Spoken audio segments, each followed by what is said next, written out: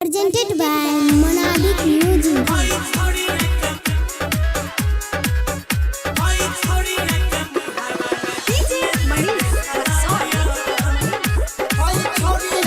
Sai Recording Studio, Delhi.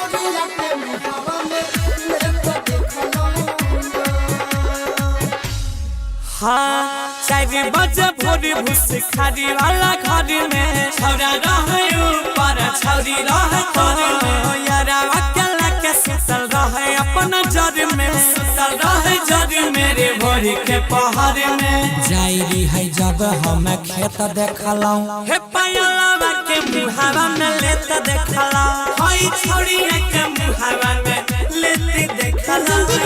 Monadic Music. 4 बजे भोरा भूसा खारी वाला घर में छौरा रहे ऊपर और छोरी रहे तर में जरावा के लेके सुतल रहे अपना जर में सुतल रहे जर में रे भोर के पहाड़ में जाइरी है जब हम खेत देखलौं है पायलवा के मुहावा में लेत देखलौं है छौरिया के मुहावा में लेत देखलौं यो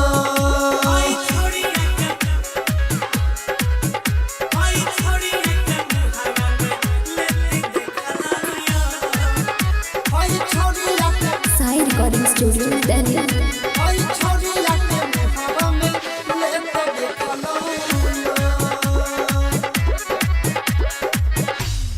हाँ, घर में नहीं मजा मिले रहे ओकरा पूरा मिले मेरे मजा भैया छौरी के पूरा तैसे कुटावल के घुसा खारी में चूरा ये में चूरा कुटावल करे चूरा घर में नहीं मजा मिले रहे एकरा पूरा तैसे कुटावल पे भैंसा खरी में चूड़ा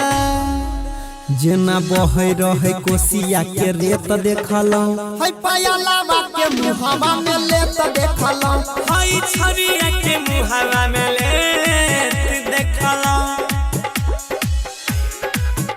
हई छौरी के मुहावा में लेत देखला है छौरिया के Sai Recording Studio, Delhi. है छौरिया के मुहावा में लेत देखलौं हाँ छौरा रहे जोश में रे झाड़ दलकै गरमी रे झाड़ दलकै गरमी गौरव अनिल रहे छौरियो बेशरमी रे छौरियो बेशरमी छौरा रहे जोश मेरे झाड़ दल के गरमी गौरव अजय रहे छौरियो बेशरमी अमर आयुष्मान के लेत देखलौं हई छौरी के मुहावा में लेत देखला छौरा दल के चॉकलेट हमें लेत देखला